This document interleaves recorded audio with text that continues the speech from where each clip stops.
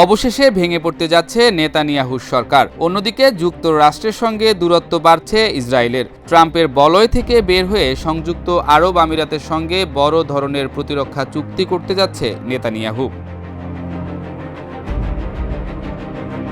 ইসরায়েলের আইন প্রণেতারা পার্লামেন্ট ভেঙে দেয়ার একটি বিলের পক্ষে প্রাথমিক অনুমোদন দিয়েছেন। বুধবার অনুষ্ঠিত প্রাথমিক ভোটাভুটিতে 120 সদস্যের পার্লামেন্ট নেসেটে 110 জন বিলের পক্ষে ভোট দেন। বিপক্ষে কেউ ভোট দেননি। বাকি সদস্যরা ভোটদানে বিরত ছিলেন। বিলটি এগিয়ে নেওয়া গেলে দেশটিতে আগাম নির্বাচনের পথ তৈরি হতে পারে। প্রধানমন্ত্রী বেনিয়ামিন নেতানিয়াহু বর্তমানে জোটসঙ্গী কট্টর ধর্মীয় দলগুলোর চাপের মুখে রয়েছেন। তার ডানপন্থী জোট সরকার ভেঙে পড়ার আশঙ্কাও দেখা দিয়েছে। আন্তর্জাতিক গণমাধ্যম আল জাজিরা জানায়, বিলটি এখন একটি সংসদীয় কমিটিতে যাবে। এরপর আরও 3 দফা ভোটে অনুমোদন পেলে পার্লামেন্ট ভেঙে যাবে এবং 90 দিনের মধ্যে নির্বাচন আয়োজন করতে হবে। এমনিতে আগামী 27 অক্টোবরের মধ্যে নির্বাচন হওয়ার কথা রয়েছে। অতি রক্ষণশীল ধর্মীয় দলগুলো অভিযোগ করছে, তাদের সম্প্রদায়ের তরুণদের বাধ্যতামূলক সামরিক সেবা থেকে অব্যাহতি দেওয়ার প্রতিশ্রুতি পূরণে ব্যর্থ হয়েছেন নেতানিয়াহু। এই রাজনৈতিক অস্থিরতার মধ্যে বিরোধী দলগুলো চলতি মাসের শুরুতে পার্লামেন্ট ভেঙে দেওয়ার নিজস্ব বিল আনার ঘোষণা দেয়।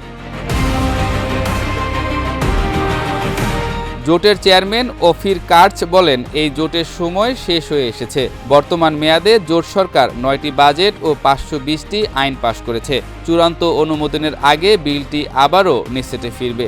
সেখানে নির্বাচনের সম্ভাব্য তারিখ নির্ধারণ বিষয়ে আলোচনা হবে।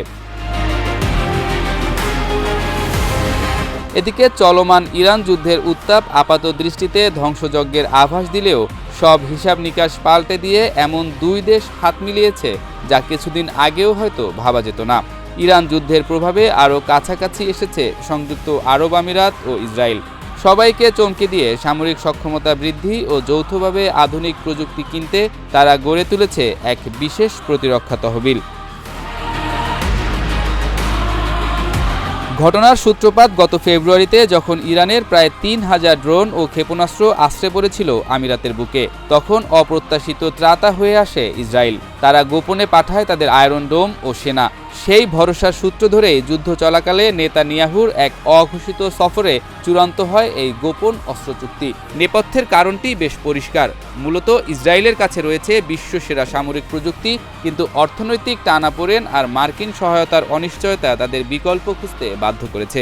অন্যদিকে আমিরাতের কাছে রয়েছে $2 ট্রিলিয়ন সার্বভৌম তহবিল, কিন্তু অভাব ছিল উন্নত প্রযুক্তির। ফলে এই চুক্তি 2 দেশের জন্যই এক মোক্ষম সুযোগ।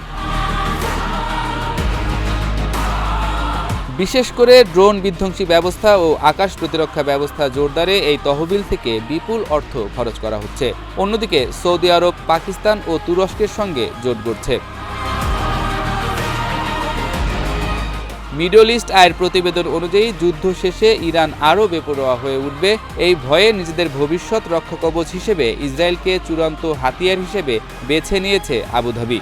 সমমনা এই 2 দেশের নতুন জোট এখন মধ্যপ্রাচ্যের হিসাব নিকাশই বদলে দিচ্ছে।